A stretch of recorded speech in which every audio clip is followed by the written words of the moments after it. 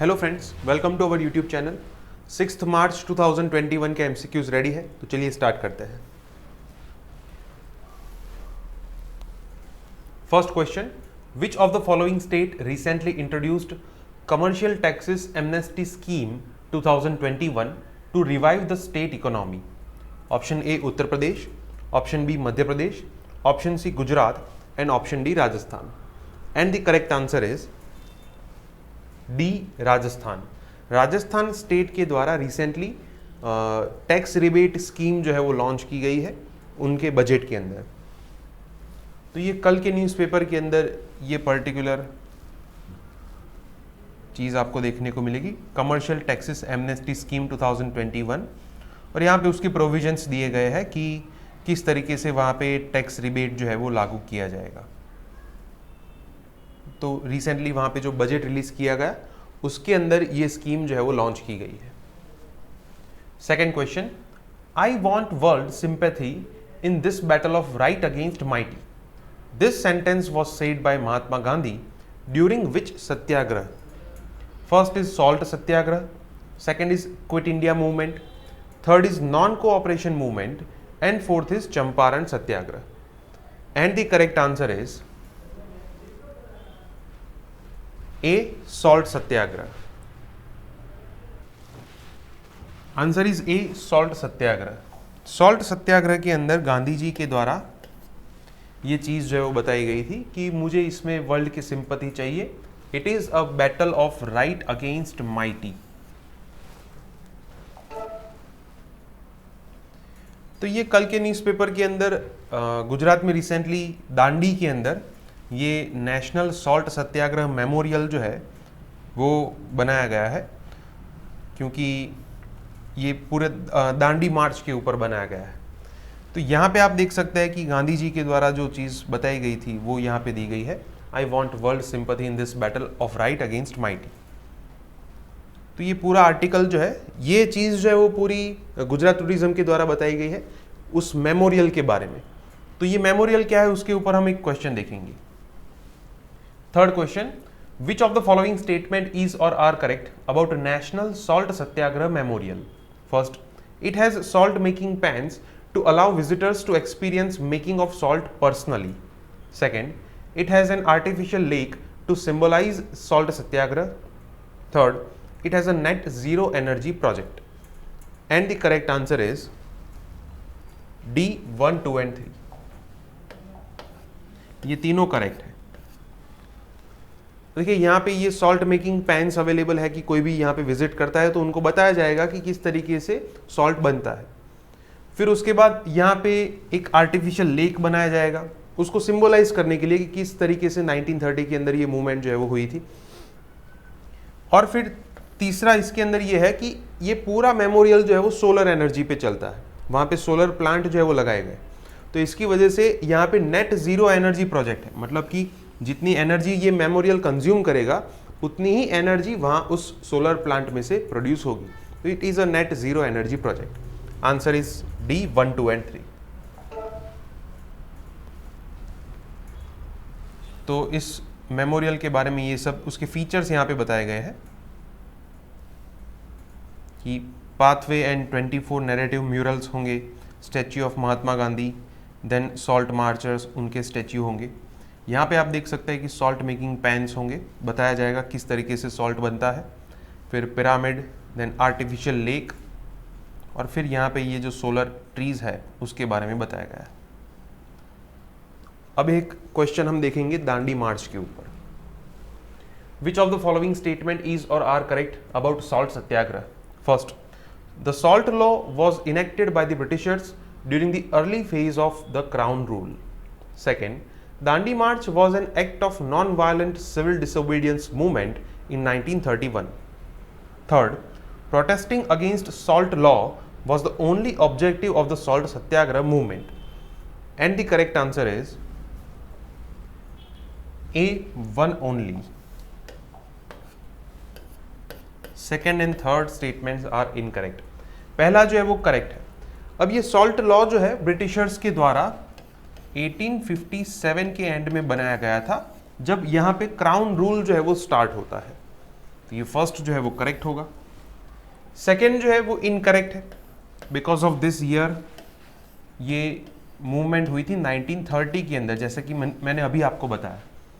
तो ये 1930 के अंदर मूवमेंट है। हर मूवमेंट के अंदर आपको ये ईयर याद रहे वो ज़रूरी नहीं है, लेकिन जो ऐसी 3-4 सिग्निफिकेंट मूवमेंट है 20th सेंचुरी की, जैसे कि चंपारण सत्याग्रह क्या है, फिर रॉलेट एक्ट क्या है, फिर नॉन कोऑपरेशन मूवमेंट, फिर ये सिविल डिसोबीडियंस मूवमेंट क्या है, क्विट इंडिया मूवमेंट क्या है, तो ये सब के ईयर जो है वो आपको याद होने चाहिए। तो ये सेकेंड जो है वो इनकरेक्ट है। Third is also incorrect. अब यही सिर्फ इसका ऑब्जेक्टिव नहीं था कि बस सॉल्ट लॉ जो है उसको अबॉलिश करना है, उनका ऑब्जेक्टिव एक ये भी था कि कंट्री को किस तरीके से हम यूनाइट कर सकते हैं। तो ये पूरी मार्च के बारे में एक ब्रीफ रिव्यू, ये दूसरा एक आर्टिकल था उसके अंदर दिया गया है, नेशनल सॉल्ट सत्याग्रह मेमोरियल दांडी, रिलीविंग दांडी मार्च रिक्रिएटिंग हिस्ट्री। यहाँ पे ये जो सॉल्ट मार्च है उसके बारे में बताया गया है। यहाँ पे आप देख सकते हैं the salt law imposed by Britishers in 1857 in the beginning of the rule. फिर यहाँ पे उसका पूरा कोर्स ऑफ हिस्ट्री क्या था वो बताया गया है, और यहाँ पे उसकी इम्पैक्ट क्या हुई वो बताई गई। Fifth question, which of the following statement is और are correct? First, any kind of interference while sending air waves at designated frequencies may affect the quality of information sent. Second, central government auctions the spectrum to the bidders through Department of Science and Technology. And the correct answer is A, one only. Second is incorrect. अब देखिए ये issue जो है वो हमने कल भी discuss किया था कि एयर वेव्स जो है, जिसे हम स्पेक्ट्रम भी कहते हैं, इसको एक डेजिग्नेटेड फ्रीक्वेंसी पे एक जगह से दूसरी जगह सेंड करना होता है। अगर मान लो कि आप उस फ्रीक्वेंसी पे सेंड नहीं कर पाते और अगर उसके बीच में कोई इंटरफियरेंस आता है तो इसकी इम्पैक्ट क्या होगी?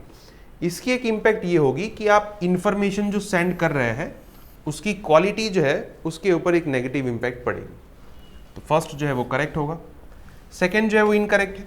जैसा कि हमने कहा था कि ये एयर वेव्स मतलब कि स्पेक्ट्रम जो है उसके मालिक कौन है? Central government. अब जो कंपनी इसके लिए इंफ्रास्ट्रक्चर डेवलप करने के लिए रेडी है उस कंपनी को इसका कॉन्ट्रैक्ट दिया जाएगा, but not through department of science and technology, it is through department of telecommunication. So answer is A, one only.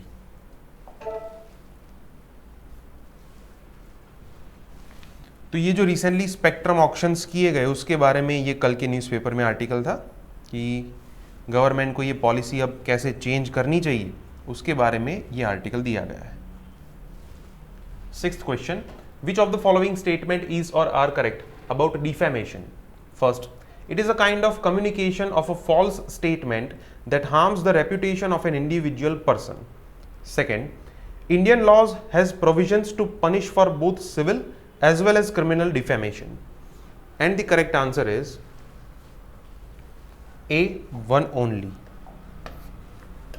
Second is incorrect. अब देखिए डिफेमेशन का मतलब क्या होता है कि आप ऐसा कोई झूठा स्टेटमेंट देते हैं कि जिसकी वजह से किसी इंडिविजुअल की रेप्यूटेशन जो है वो खराब हो जाए। जैसे कि उसका मतलब मान लो कि वो ऐसा पर्सन नहीं है लेकिन आपने बता दिया कि ये कोई पर्टिकुलर क्राइम में इन्वॉल्व है या फिर इसने मेरे साथ ऐसा गलत व्यवहार किया है, तो इसको क्या कहेंगे? डिफेमेशन कहेंगे।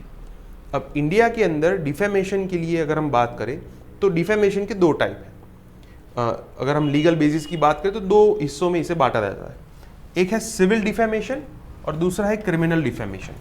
अब क्रिमिनल डिफेमेशन जो है उसके लिए आईपीसी के अंदर प्रोविजन है, सिविल डिफेमेशन जो है उसके लिए कहीं पे भी प्रोविजन नहीं है। दोनों के बीच में अंतर क्या है? सिविल डिफेमेशन के अंदर कोर्ट जो है वो केस बाय केस इसको स्टडी करके जिसके साथ मतलब जिस पर्सन को डिफेम किया गया है उसको कंपेंसेशन मिलता है। जैसे मान लो कि कोई वो बहुत ही रेप्यूटेड पर्सनालिटी है, सेलिब्रिटी है, उसके बारे में आपने कुछ गलत कह दिया, उसकी रेप्यूटेशन को जो हानि पहुंची है तो उसके बारे में अगर ये सिविल डिफेमेशन है तो आपको उसको कॉम्पेंसेशन देना पड़ेगा। अब ये केस टू केस डिफर करता है, वो कोर्ट डिसाइड करता है, इसके लिए यहाँ पे कोई प्रोविजन नहीं है। क्रिमिनल डिफेमेशन के अंदर क्या होता है कि आईपीसी के मुताबिक पनिशमेंट दी जाती है। सो इंडियन लॉज की अगर हम बात करें तो क्रिमिनल डिफेमेशन के लिए प्रोविजन है, सिविल डिफेमेशन के लिए कोई पर्टिकुलर प्रोविजन नहीं है, ये केस टू केस हैंडल किया जाता है। Answer is A, one only. तो ये पर्सनल लिबर्टी के ऊपर कल के न्यूज़पेपर के अंदर अच्छा आर्टिकल था। अब रिसेंटली ये जो सेडिशन लॉ, फिर ये डिफेमेशन, तो ये सब इश्यूज जो है वो क्रिएट किए जा रहे हैं। बहुत सारी सेलिब्रिटीज़ भी ऐसी है कि जिसको इसके अंदर इन्वॉल्व किया जा रहा है। तो इसके बारे में ये tools of defamation and sedition का सेक्शन जो है यहाँ पे ये सब चीज़ें दी गई है। काफ़ी अच्छा आर्टिकल है। हम और एक और क्वेश्चन देखेंगे। 7th question, India's blasphemy law is related to dash. Option A scheduled tribes, option B scheduled caste, option C religions and option D individuals reputation. And the correct answer is C, religion. अब इसके लिए आपको ये पता होना चाहिए कि ये ब्लास्फेमी का मतलब क्या होता है। ब्लास्फेमी का मतलब ये होता है कि ईश्वर की निंदा करना। आप किसी पर्टिकुलर कम्युनिटी के जो गॉड है उनके खिलाफ कुछ स्टेटमेंट देते हैं, गलत स्टेटमेंट देते हैं, उनके लिए खराब चीज़ें बताते हैं, तो इसे ब्लास्फेमी कहेंगे। और इसके लिए इंडिया के अंदर लॉ बनाया गया है, आईपीसी के अंदर प्रोविजंस है। तो यहाँ पे आप देख सकते हैं कि इस पर्टिकुलर पैराग्राफ में ये बताया गया है कि इंडियाज ब्लास्फेमी लॉज, जिसके अंदर ये बताया गया है कि अगर ऐसा कोई स्टेटमेंट है, ऐसी स्पीच है जिसकी वजह से दो कम्युनिटी के बीच में झगड़े हो जाए, तो ये भी एक क्रिमिनल ऑफेंस है। दूसरी चीज़ यहाँ पे ये बताई गई है कि आप ऐसी स्पीच देते हैं जिससे कोई पर्टिकुलर कम्युनिटी जो है वो भड़क जाए, तो ये भी एक क्रिमिनल ऑफेंस है। तो उसको किस तरीके से बैलेंस किया जा सकता है वो इस पर्टिकुलर पैराग्राफ में दिया गया है। 8th question, which of the following is और are related to USA. First 2+2 dialogue, second CAATSA CAATSA, third S-400 missile defense system. And the correct answer is A, 1 and 2. Third is incorrect. 2+2 dialogue जो है India US के बीच में होते रहते हैं, तो ये फर्स्ट जो है वो करेक्ट है कि यहाँ पे 2+2 का मतलब क्या होगा, external affairs ministry and defence ministry. तो ये काउंटर पार्ट जो है दोनों के बीच में ये डायलॉग होते हैं। काटसा जो उसका पूरा नाम है countering America's adversaries through sanctions act, मतलब कि रशिया जो है it is known as adversary of America, मतलब ये एक एनिमी कंट्री है। तो उसके साथ जो भी डिफेंस रिलेशंस अच्छे रखेगा, यूएसए क्या करेगा, उसके साथ उसके ऊपर कुछ सैंक्शंस लगाएंगे। तो ये काटसा जो है वो भी यूएस से रिलेटेड है। S-400 मिसाइल डिफेंस सिस्टम जो है वो रशिया से रिलेटेड है। रिसेंटली ये सिस्टम जो है इंडिया ने रशिया के साथ से प्रोक्योर करने के लिए डील की, और वहाँ पे यूएसए जो है उन्होंने ये डिसीजन लिया था कि अगर ऐसा होगा तो हम इंडिया के ऊपर इस पर्टिकुलर एक्ट के थ्रू सैंक्शंस लगाएंगे। Answer is A, 1 and 2। तो अभी जो यूएस के अंदर नए प्रेसिडेंट आए हैं, कल उन्होंने ऐसा स्टेटमेंट दिया कि Indian Americans are taking over United States, कि इंडियन अमेरिकन्स जो है वो अभी धीरे धीरे यूनाइटेड स्टेट्स को कैप्चर करते जा रहे हैं। तो इसके बारे में ये चीज़ बताई गई है कि क्या हमारी पॉलिसी होनी चाहिए ये नए प्रेसिडेंट के साथ, उसके बारे में ये पूरा आर्टिकल जो है वो दिया गया है। यहाँ पे एंड में कुछ चीज़ें बताई गई है फैक्चुअल, जैसे 2+2 डायलॉग है, काटसा है, ये सब चीज़ें बताई गई। 9th question, which of the following statement is और are correct. First, the latest guidelines on regulating digital media platforms does not have any punitive provisions for intermediaries. Second, the latest guidelines is put forward in the parliament to restructure it as a law.